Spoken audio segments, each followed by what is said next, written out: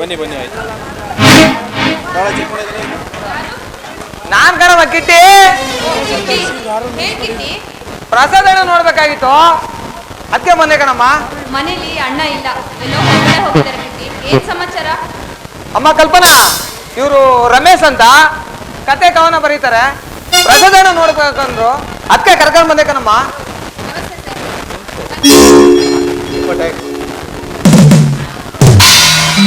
ಮುಟ್ಟಾಳ್ ನೀರ್ ಹಾಕ ಹೋಗ್ತೀನಿ ಕಾಲಿಗೆ.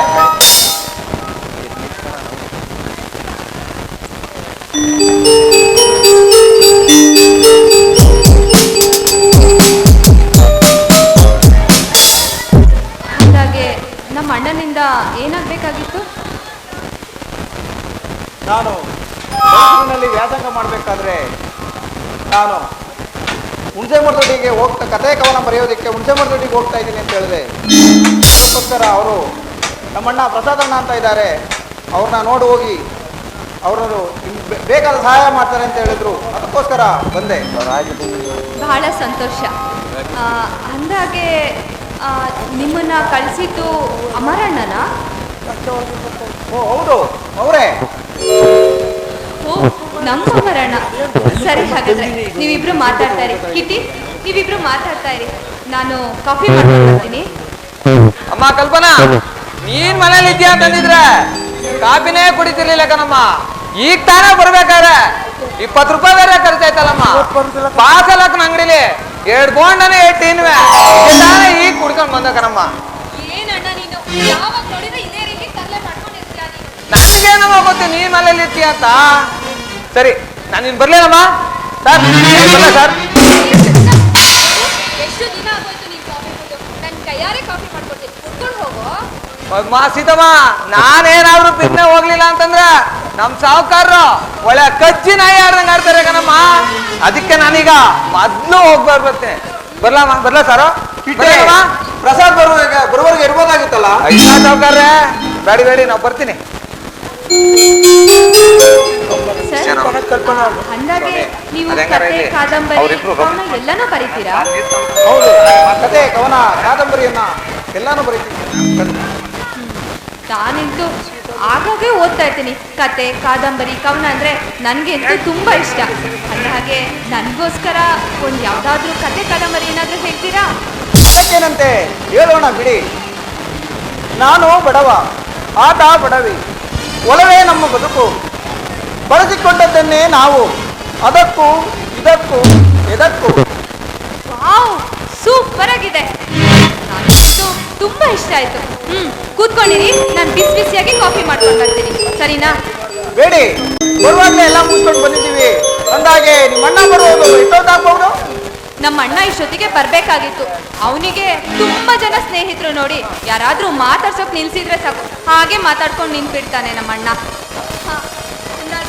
ಅಣ್ಣ ಬಂದೇ ಬಿಟ್ಟ ನೋಡಿ.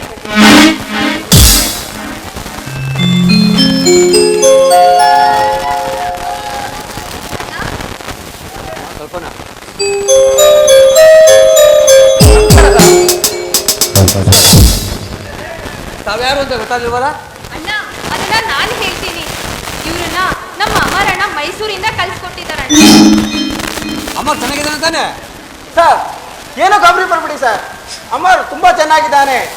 ನಾನು ಕತೆ ಬರೆಯೋದಕ್ಕೆ ಹುಣಸೆಮರದೊಡ್ಡಿಗೆ ಹೋಗ್ತೀನಿ ಅಂತ ಹೇಳಿದೆ. ಅದಕ್ಕೋಸ್ಕರ ಅವರು ಅಲ್ಲಿ ನಮ್ಮಣ್ಣ ಪ್ರಸಾದ್ ಅಂತ ಇದ್ದಾರೆ, ಅವ್ರಿಗೊಂದು ಕಾಗದ ಬರ್ಕೊಡ್ತೀನಿ, ಕೊಡಿ ಅಂತ ಹೇಳಿದ್ರು. ತಗೊಳ್ಳಿ ಸರ್ ಕಾಗದನ.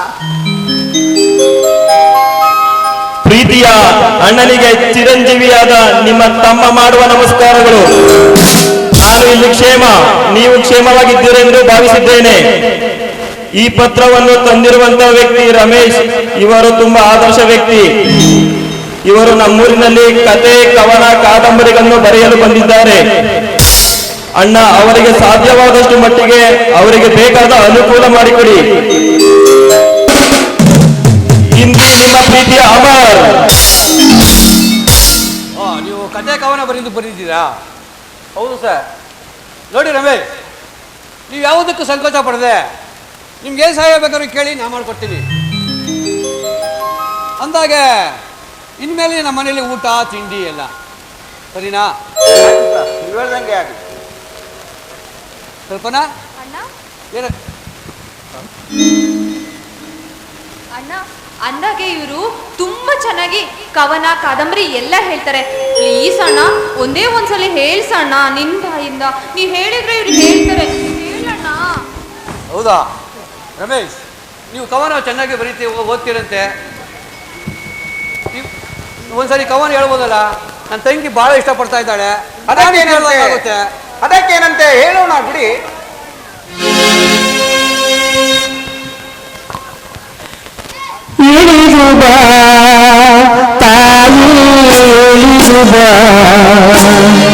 ಹರಮ ಬರುವುದ ಅರಿಯ ತೊರುವುದ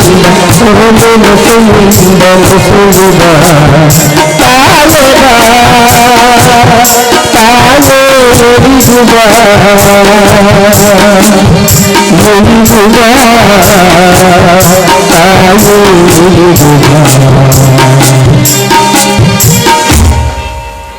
ರಮೇಶ್, ಕವನ ತುಂಬಾ ಸೊಗಸಾಗಿದೆ. ರಮೇಶ್, ಈ ಕವನದ ಅರ್ಥ ಬಿಡಿಸಿ ಹೇಳ್ತೀರಾ? ಅದಕ್ಕೇನಂತೆ ಹೇಳೋಣ ಬಿಡಿ.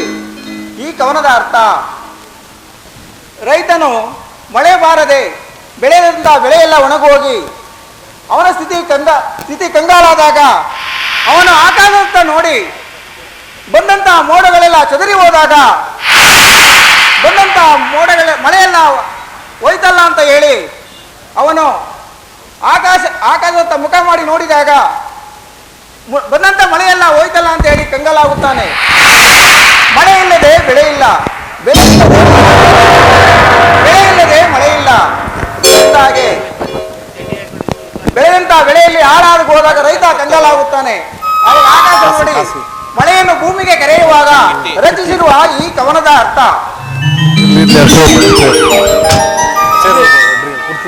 ನೀವು ಹೇಳಿದ ಕವನದಲ್ಲಿ ಎಷ್ಟು ನೋವು ನಲಿಗಳು ತುಂಬಿದ್ದೇವೆ ನೋಡಿ. ಈ ಕವನ ಕೇಳ್ತಾ ಇದ್ರೆ ಮತ್ತೊಂದ್ಸರಿ ಕೇಳ್ತಾನೇ ಇರಬೇಕು ಅನಿಸುತ್ತೆ. ಅಂದಾಗ ರಮೇಶ್, ಇನ್ನೊಂದು ವಿಚಾರ. ಅದೇನು ಹೇಳಿ. ನಮ್ಮ ತಂದೆ ಕುಡುಕರು, ದುಡುಕು ಸ್ವಭಾವ.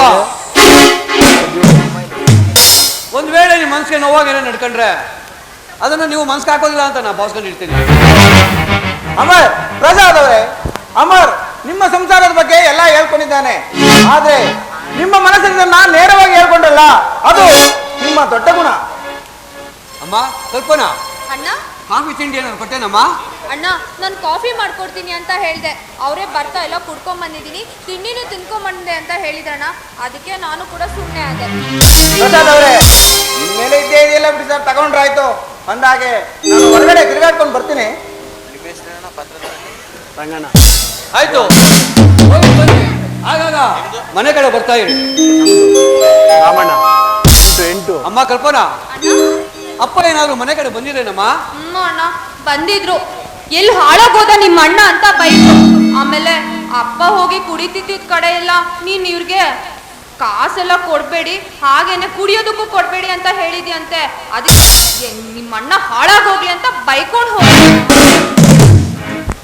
ಹೌದಮ್ಮ, ಸಾಲವೇನೋ ಸುಲಭವಾಗಿ ಮಾಡಿಬಿಡ್ತಾರೆ. ಆ ನಂತರ ಆ ಸಾಲವನ್ನೆಲ್ಲ ನನ್ನ ತಲೆ ಮೇಲೆ ತಂದು ಕಟ್ತಾರಮ್ಮ. ಆಗ ಎಲ್ಲಿಂದಮ್ಮ ನಾ ತಂದು ತಿನ್ಸಿ. ಅದಕ್ಕೆ ನಮ್ಮ ಅಪ್ಪಂಗೆ ಯಾರು ಸಾಲ ಕೊಡಬೇಡಿ ಅಂತ ಹೇಳಿದೆ. ತಪ್ಪೇನಮ್ಮ? ತಪ್ಪಲ್ಲಣ್ಣ, ತಪ್ಪಲ್ಲ. ನನಗೆ ಅರ್ಥ ಆಗುತ್ತಣ್ಣ ನನ್ನ ಅಣ್ಣ ಏನು ಅಂತ. ಆದ್ರೆ ನನ್ನ ಅಪ್ಪನಿಗೆ ಮಾತ್ರ ಈ ನೋವು ಅನ್ನೋದು ಏನೂ ಅರ್ಥ ಆಗಲ್ಲ. ಸಿಕ್ಕಿದ ಕಡೆ ಎಲ್ಲ ಹೋಗಿ ಹಣನ ತಗೊಂಡು ಬಂದು ಕುಡಿತಾರೆ. ಅದನ್ನ ತೀರ್ಸ್ಬೇಕಾಗಿರೋದು ಈ ನನ್ನ ಅಣ್ಣ. ಅದನ್ನೆಲ್ಲ ನಮ್ಮ ಅಪ್ಪ ಅರ್ಥನೇ ಮಾಡ್ಕೊಳ್ಳಲ್ವಲ್ಲ. ಅಣ್ಣ, ಒಟ್ಟಲ್ಲಿ ಈ ನನ್ನ ಪ್ರೀತಿ ಅಣ್ಣ ಯಾವತ್ತೂ ಚೆನ್ನಾಗಿರ್ಬೇಕು, ಖುಷಿಯಾಗಿ ಸಂತೋಷದಿಂದ ಇರ್ಬೇಕಣ್ಣ. ಕಲ್ಪನಾ, ನಿಮ್ಮಂತ ಮುದ್ದಿನ ತಂಗಿಯರು ನಂಗೆ ಸಿಕ್ಕಿರುವಾಗ ನಾನು ಯಾವತ್ತೂ ಸುಖ ಸಂತೋಷದಿಂದ ಇರ್ತೀನಿ ಕಣಮ್ಮ. ಕಲ್ಪನಾ, ಇವತ್ತು ಹೇಳಣ್ಣ, ಇವತ್ತು ರಾಖಿ ಹಬ್ಬ ಅಲ್ವೇನವ?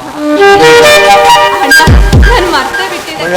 ಈ ಟೆನ್ಷನ್ ಅಲ್ಲಿ ರಾಖಿ ಹಬ್ಬನೇ ಮರ್ತು ಬಿಟ್ಟಿದ್ದಣ್ಣ. ದಯವಿಟ್ಟು ಕ್ಷಮಿಸ್ಬಿಡಣ್ಣ. ಬಾ, ಇವತ್ತಿನ ದಿವಸ ನಾನು ನಿನ್ಗೆ ರಾಖಿ ಕಟ್ಟಿ ಇವತ್ತಿಬ್ರು ಕೂಡ ಹಾಡಿ ನಲ್ದಾಡೋಣ.